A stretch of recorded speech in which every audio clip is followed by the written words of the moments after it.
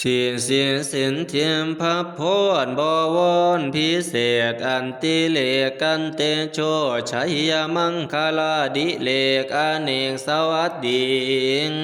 ไม่ตีจงมีแก่เท่าพญาเสนาและอามาสีธาตุราชกุมารขอให้โยสุขสำราญตราบต่อเท่าภาริยาทั้งบุตรตาและลูกเต้าขอให้ได้เป็นเจ้าเป็นใหญ่แก่กว่าคนทั้งหลายเคียงสำบายบ้างลำเลื่อนข้างแก้วเกิดกลางหงทั้งรีพลและภัยน้อยอายุคอยจากชีวังขอให้มีอายุยืนยาวบ่น้อยขอให้ได้ฮอดห้อย90 ขวบเนานั้นฝูงหมู่ศัตรูมารจะได้มาบังเบียดได้ขอให้พาแก่นไทยมาตัดซองสรายาลงมาจวงขวัญหลานเจ้าให้ใหญ่สวงลงมาจุงขวัญหลานเจ้าขึ้นให้ใหญ่กว่าว่าสีมือนี่แม่นมือดีสีมือนี่แม่นมือมาละมันให้เจ้ามันยิ่งกว่าก้อนผาละมันให้เจ้ามันยิ่งกว่าแทนพระจวงพระจานมันให้เจ้ามาละยิ่งกว่าเครือเขาหลวงไกลลานมันให้เจ้ามาละยิ่งกว่ากาสูนตะวันมันให้เจ้ามาละยิ่งกว่าพระจันทร์ใสสองแจ้งมันให้เจ้ามานะยิ่งกว่าเขากว้างงามเดือน3 เดือน4มันให้เจ้ามานะยิ่งกว่าเสากีลูกสาวพระญาแถละพระญาภูมิฝากฟังมือนี่เม็นมือสังละโมเถาว่ามือแข่งวันดีวันเด็ดทีอมุตตะช่วงสิทธิโยกความหุตตะมังคาลาละเพิ่นจึงได้ไปอาราธนาอาจารย์ผู้ฉลาละมานั่งอาจคุ้นขวาละคุ้นขวัญขึ้นเสมอจอมภาษาคุ้นขวัญขึ้นเสมอธาตุพรันสีจาละมือนี่แม่นมือสารวันนี้แม่นวันดี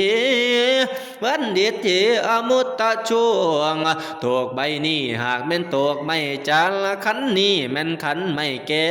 วขนน้องตกแต่งแล้วจึงให้คอยคุ้นขวัญละวันนี้แม่นวันดีคอยจึงสู้ขวัญแก้วกูเกิดกลางเมืองพระบุญเหืองามยิ่งย่อยทั้งนุ่มน้อยและปานกลางละทั้งสาวไม่แลเต่าแก่ขั้นพ่อแม่พร้อมลูกเต้าและนาลีทั้งเศรษฐีและถวยข้าทวนหน้าหมู่ชาวเมืองบนเหืองามเลิศฟ้าขึ้นขี่ข้อมาละเอิญเฮียกเอาขวาละมาพารันละพำพุ่มเท่าแก่มานั่งล้อมอ้อมเจ้าละอยู่ซ่อนล้อละเบิดแต่เฮาเท่านี้แล้ว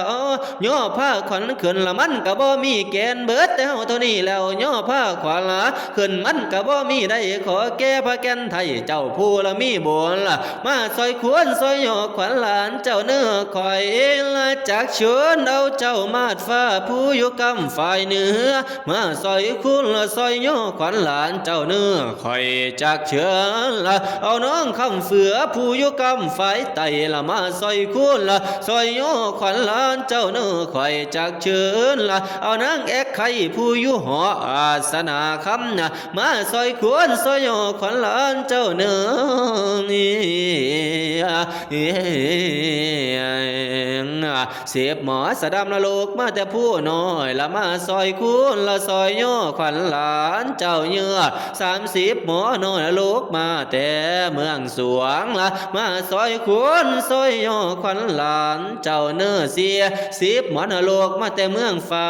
มาซอยคุณละซอยย่อขวัญหลานเจ้าเนื้อ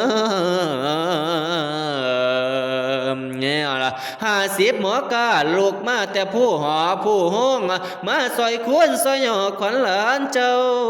เนื้อหมออันนี้ล่ะเป็นหมอปัญญาคาถาอันนี้เป็นคาถาตั้งแต่เข้าละหมอเท่าแต่โบราณล่ะ7ใบย่อเพิ่นเสียวมาหมุนเจ้าแล้ว7ใบคูณเพิ่นเสียวมาคำเจ้าแล้วล่ะน้ำเต้าแก้วออกบ่กินเย่ล่ะก็หากเป็นดีหลีเหมือนดังราศีอยู่ฟากฟ้ามีข่อยคาหลวงหลาย งัวควายขับโคกสร้างมาออกละเนื่องนั่นล่ะคำตันแก้ววิเศษเนาะแก้วเกิดกลางเมืองคำเหลืองไม่ละโพ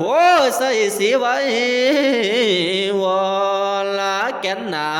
คนแก่กานั่นน่ะแม่นละหัวละมานคนหานนั่นน่ะแม่นนะเท้าสังคีบถีบมาแก้วดวนเข่าคุ้นขวานหวาง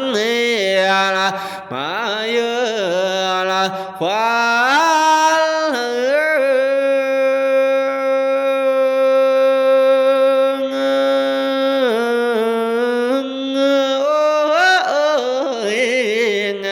โอ้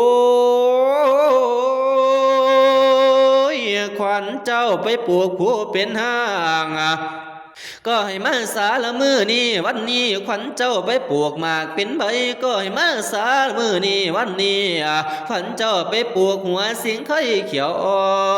นก็ให้มาสาละมือนี้วันนี้มานำทางคนทองละมานำปองคนเที่ยวมากินข้าวต้มและของหวานมากินน้ำตาลและน้ำอ้อยหมอเฒ่าเอิ้นอยู่จอยจอยขวัญเจ้าให้ตาวมาละให้ตาวมาเนยเด้อว่ามาเยอะขวัญ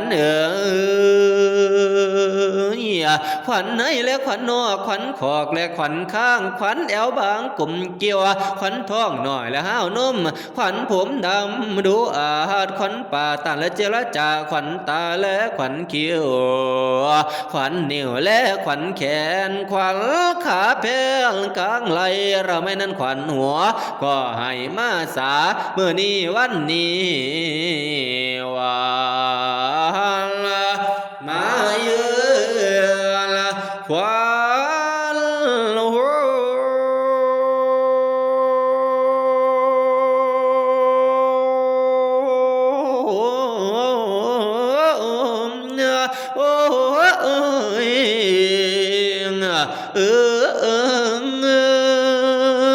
กินข้าวผีให้